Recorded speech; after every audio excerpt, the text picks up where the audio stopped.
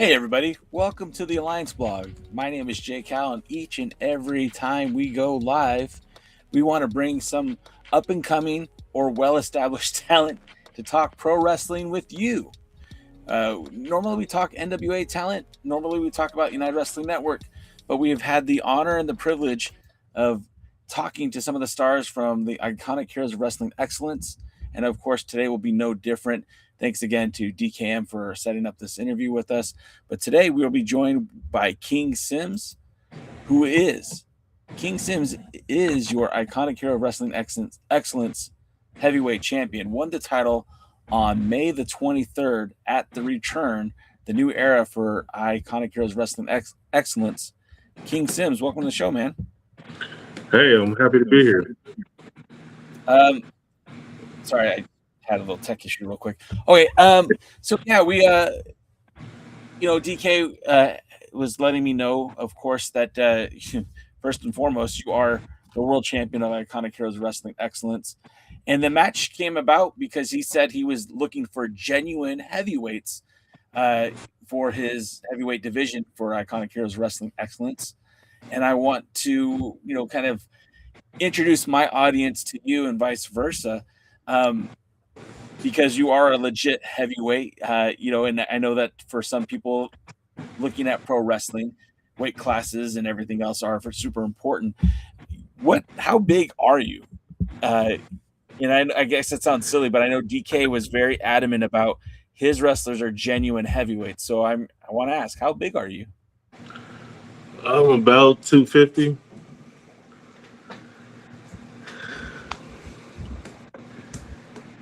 And like 6'4"? Six, Am I wrong?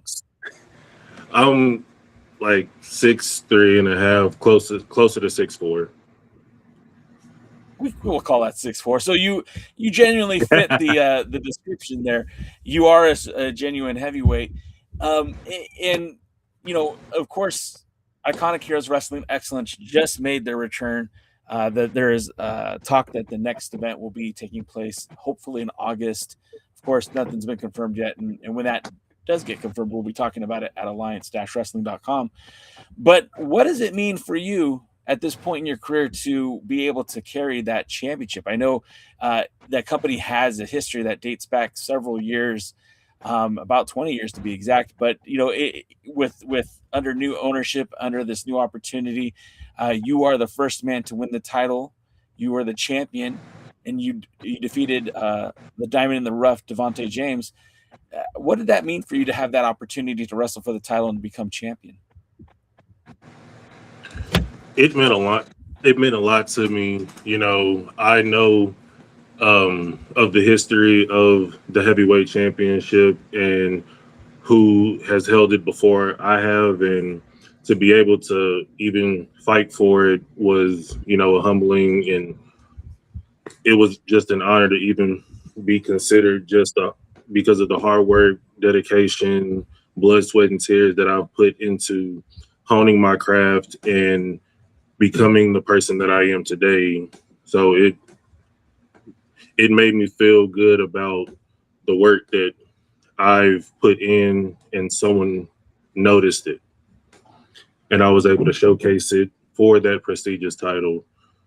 Like I said, it has so much history in it from most of the people who have held it before I have. So, well, and I know, like, as I did a little bit of my homework here, and guys like Rodney Mack, who paved the way in the industry, yes.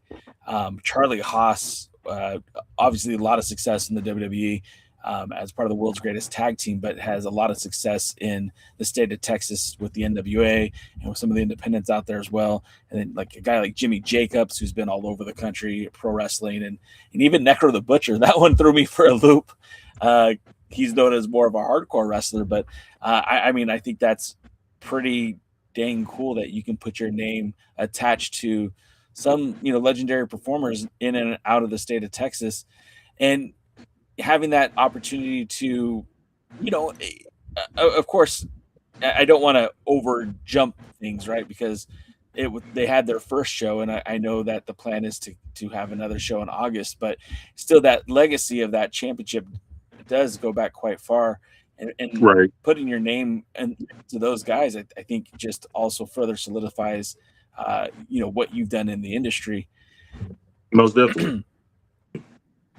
So the other thing is, in Texas is a huge state. The wrestling scene is very, very what I'm looking for. There's a lot of wrestling in Texas. It's not like Oh yeah. there's only 2 places to work, and it's such a big state. Um, do you hail from the Fort Worth, Dallas area, or where do you come from? I'm actually from Waco, Texas, so I'm not too Waco. far from the area. Do you get a lot of bookings outside of the Dallas Fort Worth area, the Waco area, or are you all over the place? I'm all over the place. I've wrestled in a lot of different areas. In the Dallas Fort Worth area, one of the main was where I was World Championship Wrestling, which was my father's company. Sir Mo, and um, I worked 2 companies in Waco, and like I said, I like to move around. I don't like staying in just one spot. I want to be all over the place and make my name more known outside of just a couple spots. But yes, Well, and the thing I feel like the common denominator for wrestlers, wrestling, the industry, at one point we all started off as fans. most Myself, definitely. I Yep. grew up in the '80s, and I was watching any wrestling I could find, whether it be the WWF or WCW, NWA, Glow Wrestling. Eventually, I would find Global Wrestling. I was a little bit too young for the Von Erichs. I missed all that, but I'd Mhm. watch it later, tapes and stuff like that. What was your history growing up with pro wrestling? When did you find it? How old were you? So when I was younger, I was super young. I've always been a wrestling fan. Me and my little brother, we used to practice wrestling moves on each other on the trampoline at home and stuff. And as we're watching, I'll grab my brother and be like, "Hey, let me try this on you." So it was at a very young age where I always wanted to be a wrestler. Like outside of fall and track, wrestling is the next thing that I wanted. Which wrestlers did you identify with? Like who was your guy? Like for me growing up, a lot of people say Hulk Hogan was their guy, but I don't know. I was drawn to Rick Martel. I don't know what it was about Rick Martel, but he was my guy. And like I didn't even know he was the AWA World Champion. I knew him teaming up with Tom Zink and Strike Force. But who was your guy in pro wrestling? So they're kind of all over the place, but the ones that I kind of resonate with, Shawn Michaels, and I know you'll hear a lot of people say Shawn Michaels, Triple H, The Rock. My, I do have favorite wrestlers from actually one of my very first wrestlers that was one of my favorite was X-Pac. He was one Oh, of my all-time favorites growing up, and then Jeff Hardy is a big idol of mine. um, John Morrison, Kofi Kingston, Booker T. Oddly enough, Rodney Mack, even at my young age, I was a fan of Rodney Mack. And being able to, share certain locker rooms with him and just being around him, it it's just crazy when you actually get to, meet your idols. It's just cool, especially when you're in the business and you're standing next to them. So yeah. when you bring up Rodney Mack in that time era, I remember like the White Boy Challenge, and I thought for sure that was going to lead to him having a match with Goldberg, right? Like I thought for sure that's where we were going with that, because he was just tearing fools up, and I was like, this guy, and I didn't know about his previous experiences. All I knew him from was his time in the WWE. Of course, now Mhm. I know that he was doing stuff with ECW, and of course, I mean, he back then he was actually challenging for the NWA World's title. So you find all this stuff out later in life, but at the time, I was like, yeah, this guy's all right, man. Look at him, he's just tearing people up, and I always thought that was pretty cool. Was there something about Rodney Mack that drew you to him, or Sean Waltman, or Jeff Hardy? Like, well, It was I think everyone knows Jeff Hardy because he's so charismatic, but like Waltman, people hated that guy for around that time. so Jeff Hardy. I don't know. It was something. It was just something about like the aura and like. I mean, obviously we all have the love for the business, but it was just something about Jeff Hardy and like the way his character was and how he portrayed himself. And oddly enough, I thought that I was going to be one of those more extremist type, just like him. Yeah. But as I go and get older and learn who I was as a person and where I wanted, my character to be, like I took things from Jeff, from Rodney Mack, and some of my, the other idols and some and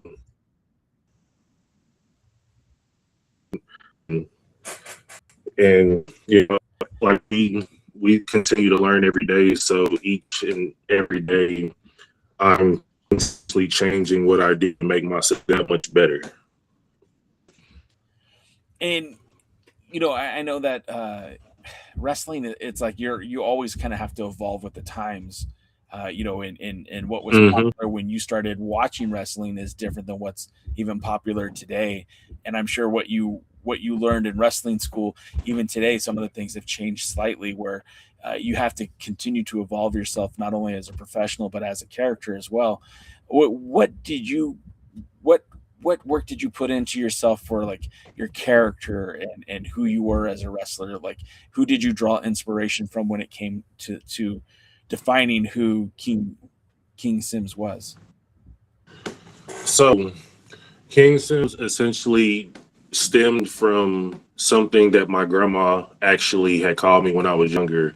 My grandma actually comes from a Indian tribe, and she was considered, you know, a queen.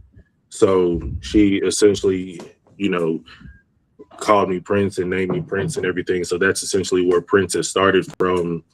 And I always told myself that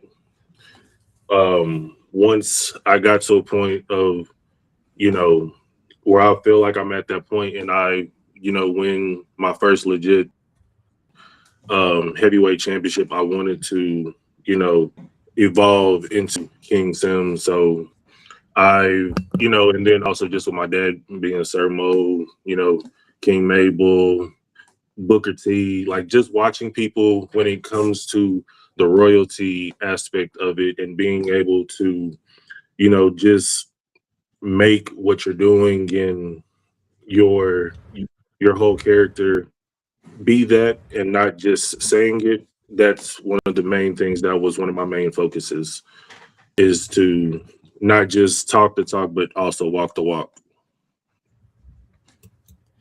Were there I always hear when I do interviews that there's sometimes, family is sometimes the greatest thing and sometimes the worst thing when you want to be a pro wrestler, because there's a lot of barrier of entry where they're like, no, we don't want you to get into the business. We want something different for you. And then there's sometimes where the family's like, well, just go have fun and have a backup plan. And then sometimes we don't care. Just go do what you want to do. Mhm. Coming from a background of being connected to the wrestling industry, like, how is your family when it came to saying, hey, you know what, I want to do this, I want to become a pro wrestler? And at what age did you know you wanted to do that? So it was essentially like just pursuing the wrestling. It was really early on at an early age, but I was also an All-American in sports. I played football, track. Those are my two, besides wrestling, those were my two like main sports that I did. I went to college for it. Oddly enough, the colleges that I went to did not offer wrestling. So I was as far as getting into, before I went to college, I actually had found that there was a wrestling promotion in school here in Waco, Texas, and I wanted to get into it, but right, oddly enough, as I was going to get into it and start training, that school and that company has shut down.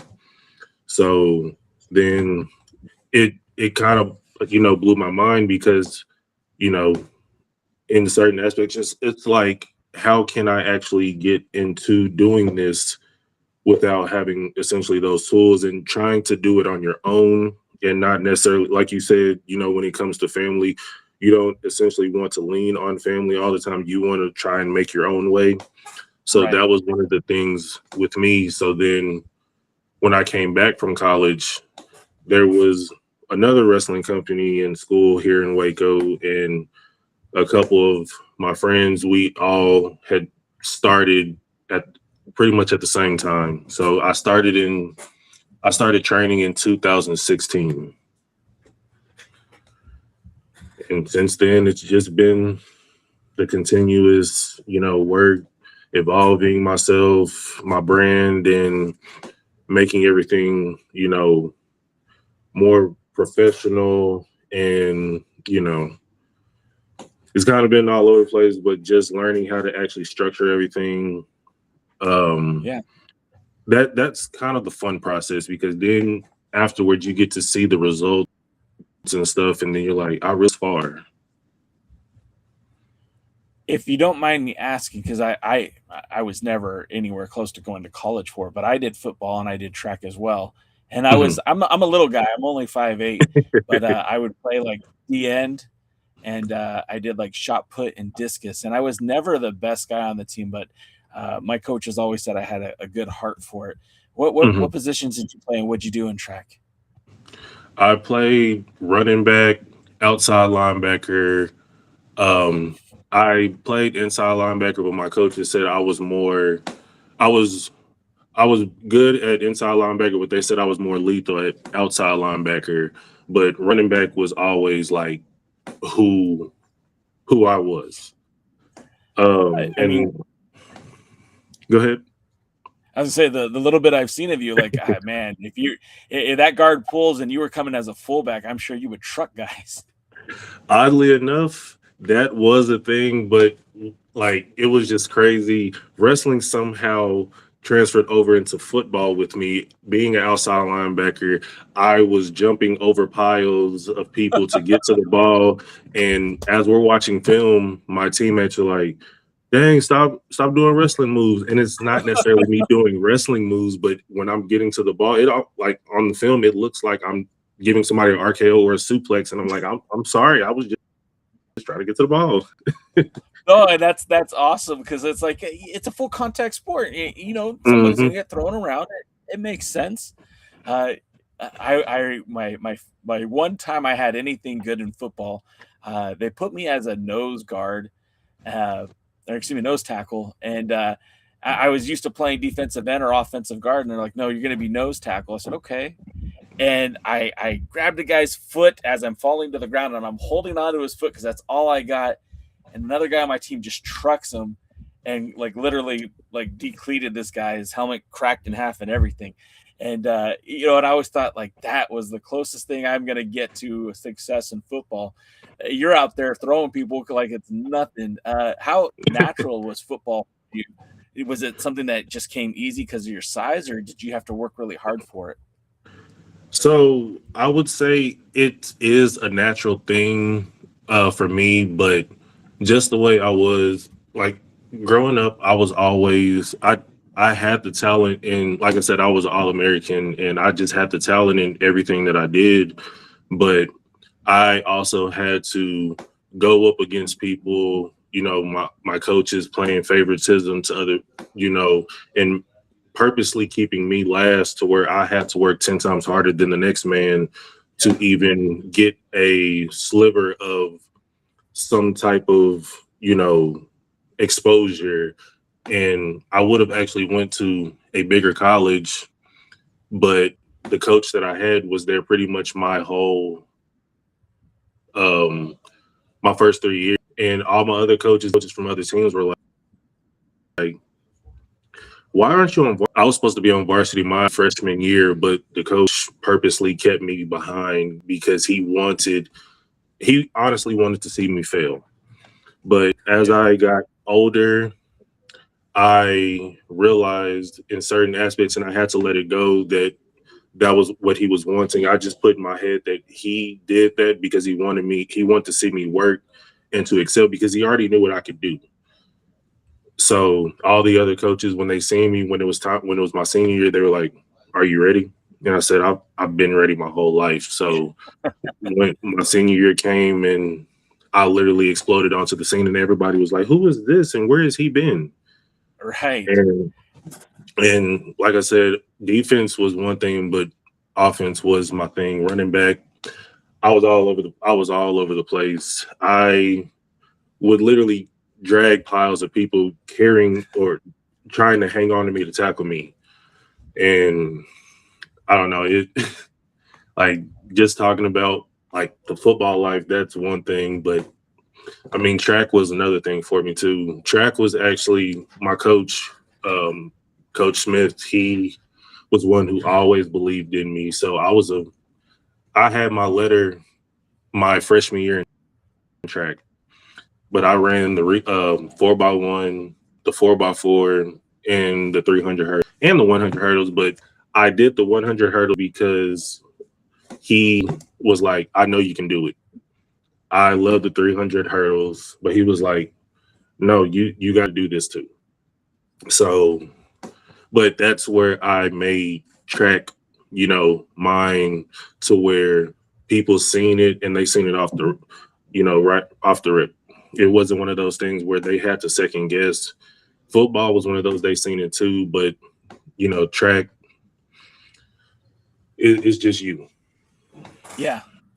And there's not a lot of room for error either, and there's not a lot of room for holding you back because I mean, if given an opportunity, especially in track, like it is what it is. Like there's no second string. You either are on the team and you're running or you're not.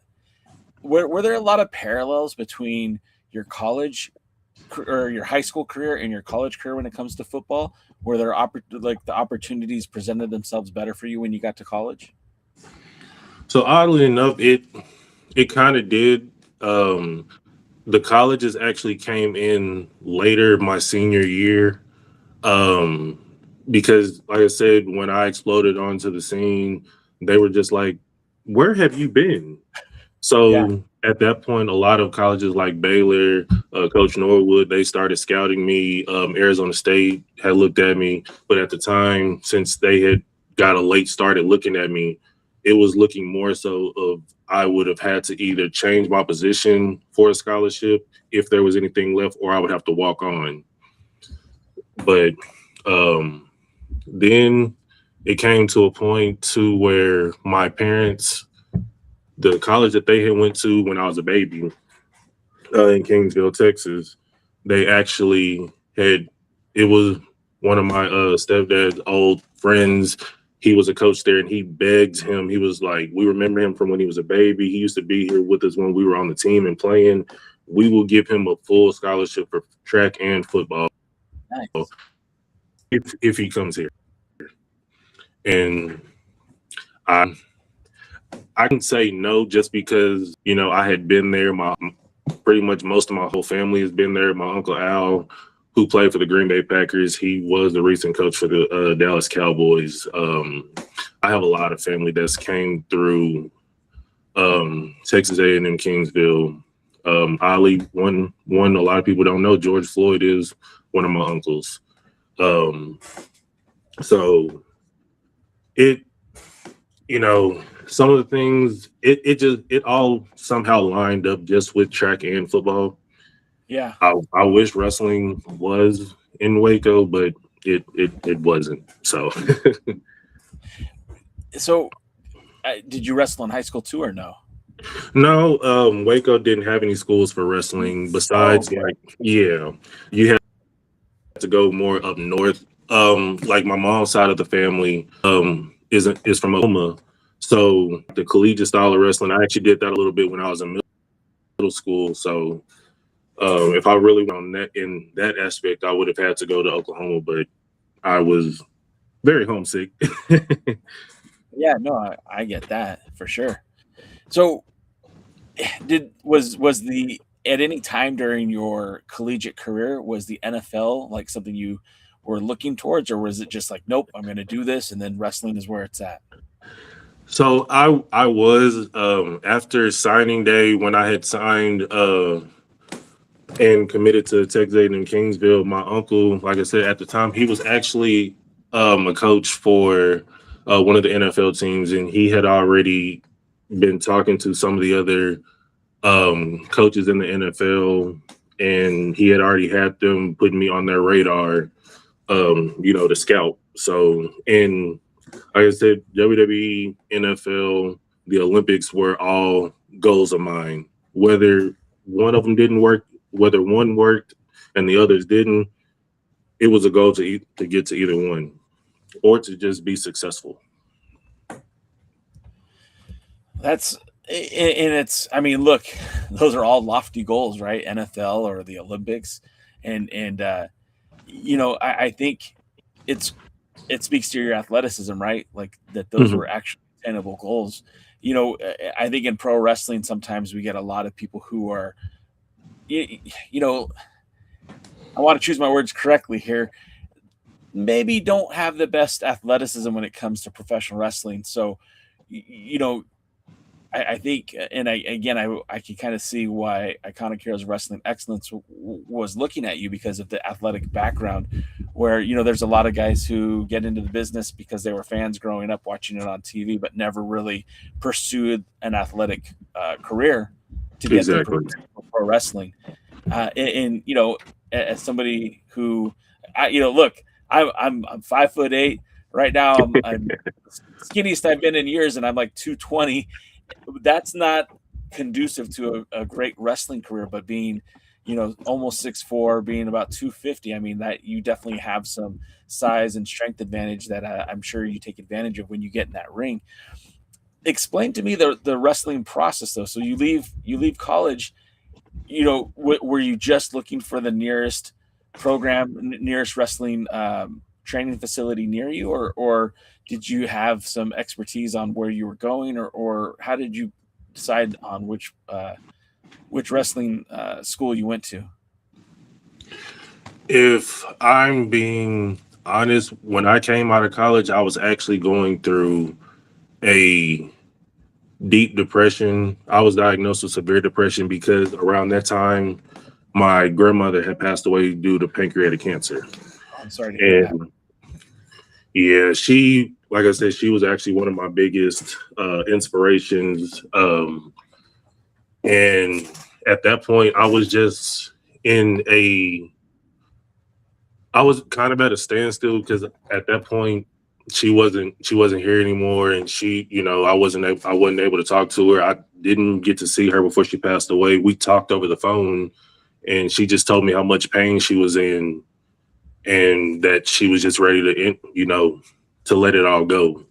So I was kind of at a standstill. It was really one of my former brother's friends who he was the one I seen that he was getting ready to start wrestling, or he was getting ready to start training. So I said, where are you doing that at? And we got together. He got me in contact with the then owner of Heart of Texas Wrestling, and that's when I started my pro wrestling journey and training and becoming a wrestler. That's But I was looking, because when I was in Kingsville, I was closer to the Corpus Christi area, so Yeah. there were a couple schools up there.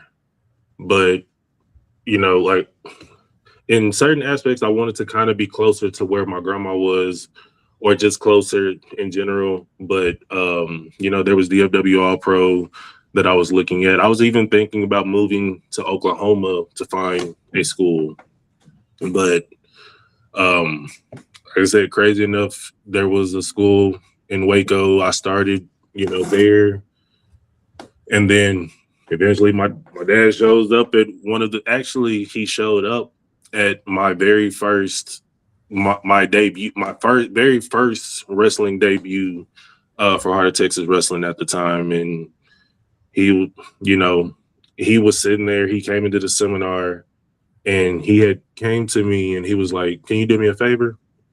And I was like, "Yeah, what's that?" And he was like, "Can you wipe your feet before you get in the ring?" And I told him how I get in the ring because I normally flip into the ring. And he was like, "Well, can you wipe your feet out, before you do that?" Because he said, "This whole show, I haven't seen one person wipe their feet. And everybody knows, or most people in the business know, that you wipe your feet before you step into that ring." And after that, I came to him and he said, outside of your match, before, he broke it down and told me everything, he said, "Thank you for respecting the ring." So that's one of my biggest memories that I will talk about, that I will always remember and cherish. Since I still think of him. I still miss our conversations that me and him have had. You know, it. I'm a big family person, so if it sounds like I get passionate, I am. No, I mean, I get it too. I'm very similar. Like, family's super important to me as well, and especially those moments, like, you don't get those back. The great thing about memories and moments like that is you get to keep them with you for the rest of your life. Exactly. And a lot of people don't get those opportunities, so that's really cool that you were able to experience that. And it does bug me too when you see guys get in the ring, especially the non-wrestlers, right? Like the people who are cleaning the ring, or like, Yes. if someone's doing an award ceremony and they're handing out a plaque or something and they don't wipe their feet before they get in the ring, you're like, "Oh, what are you doing? Like, respect the canvas, this is And where not art." and even in all of that, it's just like, if you don't wipe your feet, you might have all types of stuff in your shoes, and you're putting in the ring, so then you Yeah, could potentially hurt, somebody sure. in the ring. You might have some glass in your shoe, and it, stab somebody. So, people should, think about that. For Because, sure. people, when you walk into somebody's house, they'll tell you to wipe your feet, or they might tell you to take your shoes off. For sure. For sure. What what were some of the obstacles that you had to overcome? I mean, obviously, depression is huge, and I don't think people understand quite how mental health is so important to your overall physical health. They're tied together, and Exactly. when you are not in your best mental health, it's hard to be in your best physical health. But outside of that, which, again, I'm not trying to minimize, that's huge. But what Mhm. other obstacles did you have to face while training for pro wrestling? So the biggest thing is, obviously family. Um, you know, I crazy enough, and I know I keep saying that, but I was a shy person. Sure. I played football, track, and all that, but essentially those I didn't really have to, you know, face the people like that.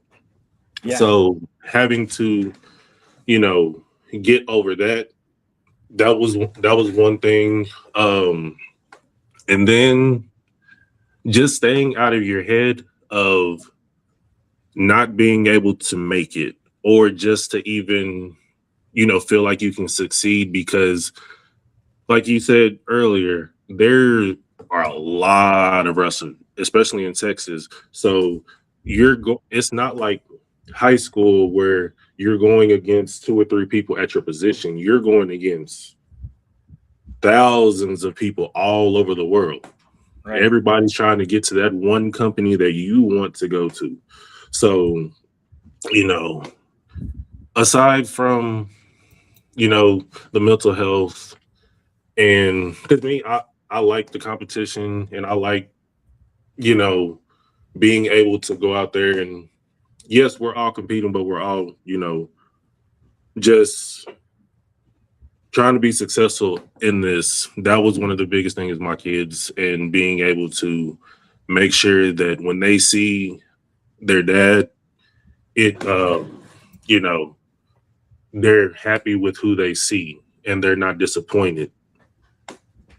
Yeah, I mean, I'm not a pro wrestler, but that's what I say every day. Like, how do I be the best dad I can be? How can I be the best husband I can be? You know, that's it's kind of my mantra because, your kids are everything, right? Like, Yes. I love Yep. my wife and I love her to pieces, but if tomorrow she decided to leave me, I still have these kids, and they're always going to be a part Exactly. of me.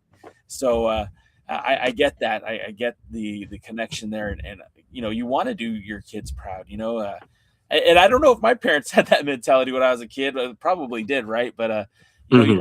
I'm always thinking like, how can I be better? And I think like that's for you to have that mindset, you want your kids to be proud of you. I think that's really inspiring, and that's pretty powerful because a lot of times you get people who don't care, and I feel like, oh man, what are you doing? Like you got to be That the role model for that kids. really irritates me when people don't care. Like I've heard some stories of people, like especially when I first started, they were like, "Oh, if you want to be successful, you got to be willing to miss those memorable moments in life." Like I've, some have said, "Oh, I missed the birth of my child. Oh, I missed my wedding. I missed it." No, I can't do that. The thing is, at the end of the day, wrestling owes nothing to nobody.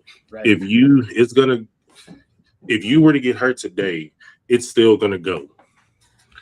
So my family, my kids, yes, I want to make something that as they grow, they get to see it and they're proud of something. But at the end of the day, I can't get those back.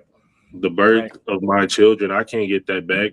My kids graduating or just going off and doing things in their life, I can't miss that stuff. You like, yes, wrestling, we wanted, this is what we want, but it's also one of those things to where you gotta think about it because as you get old, like let's say you're paralyzed, then you're like you don't you're like, dang, I missed this, but it's like you chose that.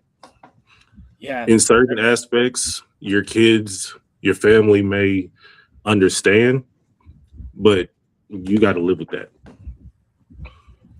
There's nothing's promised, right? And that's the thing about Exactly. life. It could all end tomorrow, and when you look back on your life, you want to have lived a life that's worth living. So I Hmm. respect you for saying that. I respect you for pointing that out. You've been wrestling for 10 years, and that's not a short time. It might feel like a short time sometimes, but I that's just had a conversation with somebody the other day, and I was like, you like the time really flew because I honestly thought it was like 7 or 8, and then I looked, I'm like, no, it's not. It's 2026, and now yeah. it was 2016 when I started. My question for you is, after a decade of doing it, what still inspires you to get those laces tied and the gear on and to step into that ring? What still motivates you to be the best version of you when it comes to pro wrestling? And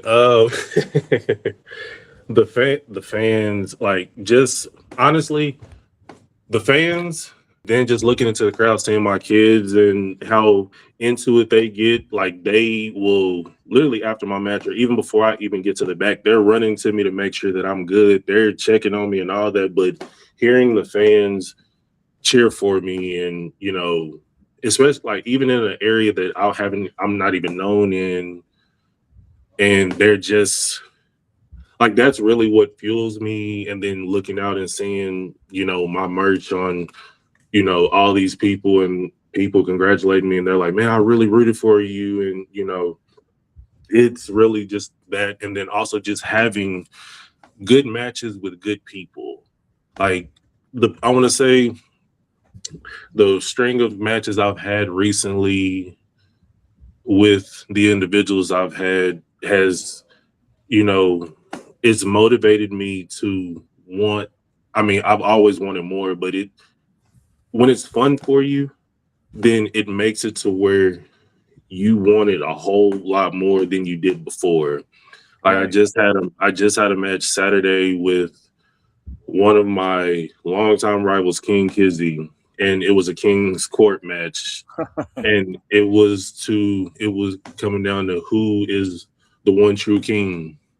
And for the longest time, I started to doubt myself, and I finally overcame it. And it wasn't, I had to prove it to him or anybody else. I had to prove it to myself, and I felt the love and the joy from it again. And then after just the roar of everybody chanting King Sims, and saying you earned it, that made me, just wanted more.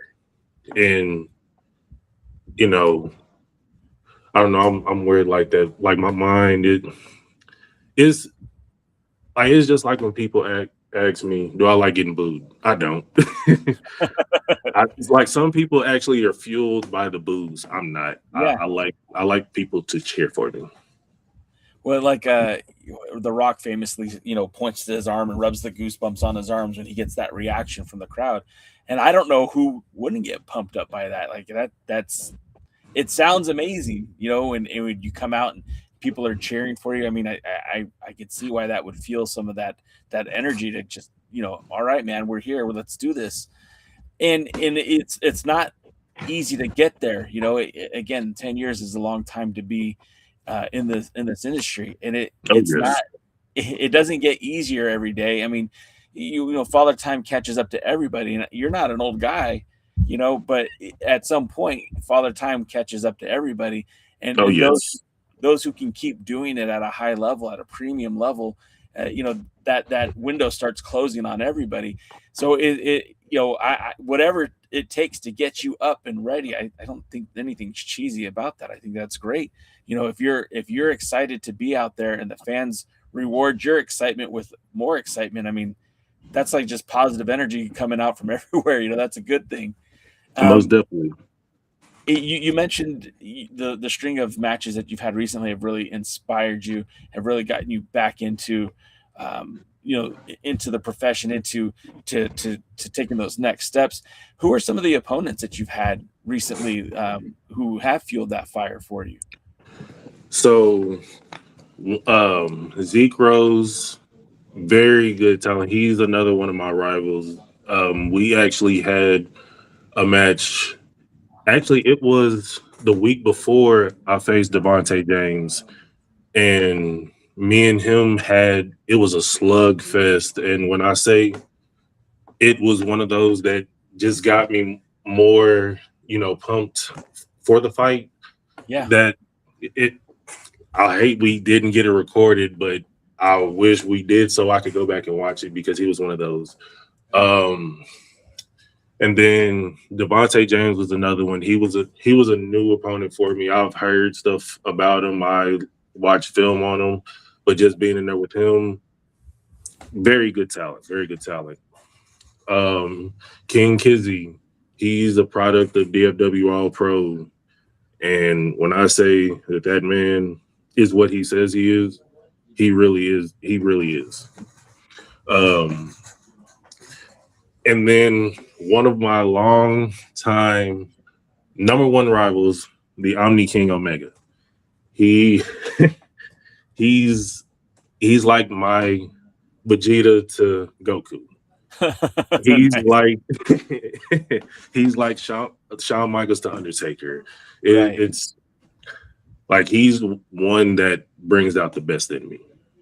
And I want that for everybody I face. I mean, I have people who I look up to on the independent scene that I still want matches with. And I believe that I will have those whether I can make it happen or somebody sees it and makes it happen. Some of them actually have history in, this company that I hold this championship for. Well, let's call some of them out. Like who is somebody that you have respect for, admiration for, but you would like to lock horns with them in the ring? So he knows it, but the gutter snake, Izzy James. Oh, he's one back when I was a sore. Crazy. He was the heavyweight champion, and mind you, I was still super young in the business. He came and he hit me on my chest. I went to go shake his hand and congratulate him. He hit me on my chest and he said, "Me and you next." we have yet to have that match. And that's one I'm speaking into existence. Um, Bear Brown, you Oh, know, King and great. He is, you know, one of the kings of Texas that I believe. And you know, he does have that crown. Bear Brown is another one I look to step in the ring with. Dante Smiley. Um, I mean, those are some of the notable ones that, you know, Chandler Hopkins is another idol of mine. But I mean, I want to face everybody. I want to be able to prove that I can step in the ring with any of these guys and go. Like I said, it's one of those things, like the question you asked me, you know, getting beside yourself and actually showing you can go with the best that they claim in Texas. I want to be able to not only put my name up there, but I want people to believe it. I want to be in those conversations when people ask, you know, who's the best or who, you know, I want my name to be up there. you spoke into existence two names that I have a lot of respect for. Barrett Brown. I've Yes. known Barrett Brown for a very, very long time, and he has actually been on this podcast before in the past. He's a former NWA World Junior Heavyweight Champion. Really, Mm-hmm. the last one before Billy Corgan bought the NWA, and in my opinion, the last one. And he's such a good guy, and he's Almost really good definitely. in the ring too. And you said Izzy James, who's currently the NWA Texas champion, and I think that would be quite the deal for the Iconic Hero Wrestling Excellence Heavyweight Champion to take on the NWA Texas champion. And if anybody's out there, well, I would love to see that one because that guy, I didn't know a lot about him before he ended up in the NWA with the NWA Texas, but he's very talented and he's had some opportunities as of late. Like I know he was at Pro Wrestling Noah and it did a few matches for them as well Yes. as the stuff with Texas. But that guy is very, very talented. And of course, steel sharpens steel, right? You got to face the best to be the best. Ric Flair said it, man. To be the man, you got to beat the man. So all these Almost definitely. opportunities, man, you want to face the best competition. And when it's somebody you respect, I feel like that's even better because like win, lose, or draw, you're still getting something out of that match. You're getting that experience, you're getting that opportunity. And both those guys, Barrett Brown and Izzy James, I think would be great opponents for you. Barrett Brown being the junior heavyweight, man, you're gonna have to I know you got some speed in you, but man, that guy's fights around the ring. And Izzy James, I mean, I think you got him on size and strength, but I think that would be a fun match to see, man. Those are two of them. I'll sign off on them. Let's go.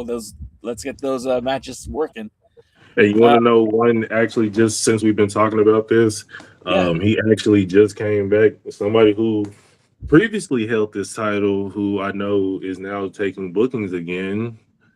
I want to face Rodney Mack. Ooh. Me and me and him have been on, you know, a couple shows.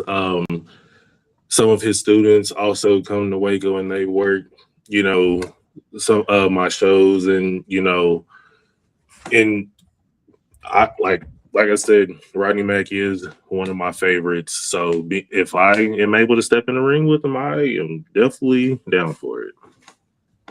That would be awesome too.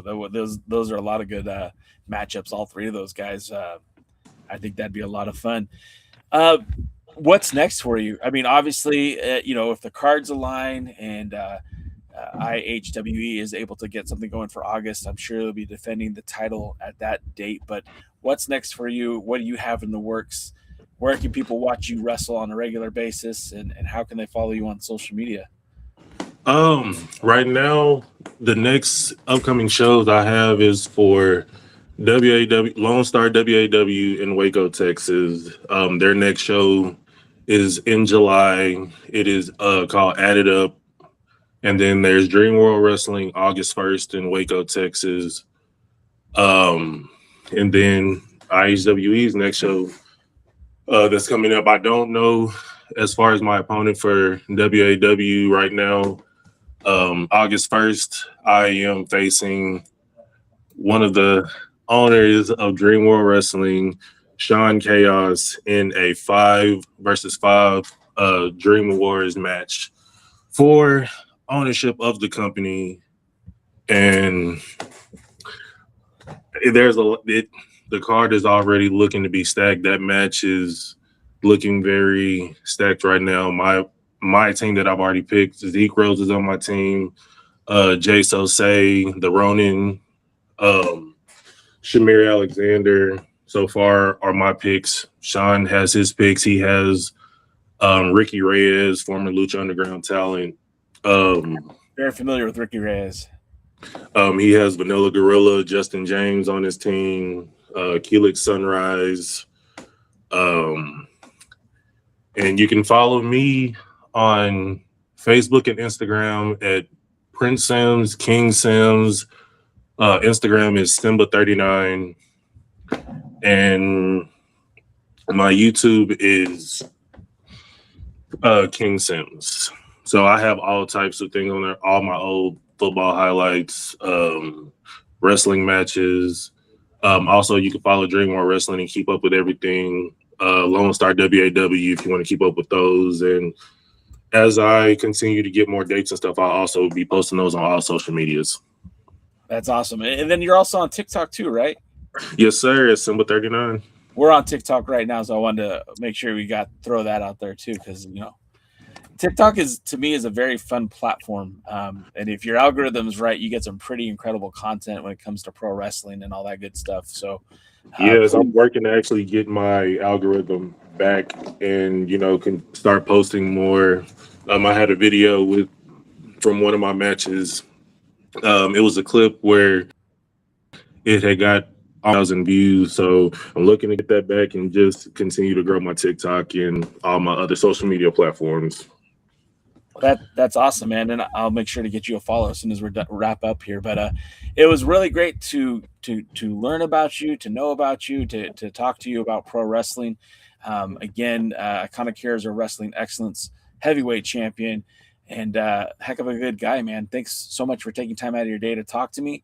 Best of luck of what's next. And King Sims, I want to see what's next and what comes next for you. Because obviously, with that title, I mean, you got a target on your back. So, the challengers should be pouring in soon. Hey, they say heavy is the head that wears the crown, and I'm ready to defend against anybody who's ready to step up. That's awesome, man. Well, best of luck on everything, and thank you so much for coming on with us today. Thank you. I hope to be back soon. All right. Well, we'll see you next time at the matches. Thanks for watching, guys. Thanks for joining the stream. This has been a presentation of Alliance-Wrestling.com. We genuinely appreciate your support. Would you consider subscribing so you'll never miss a future episode? I'd also like to remind you we do a live stream every Tuesday at 5 p.m. before NWA Power. You can find us on social media at the Alliance blog. And until next time, we are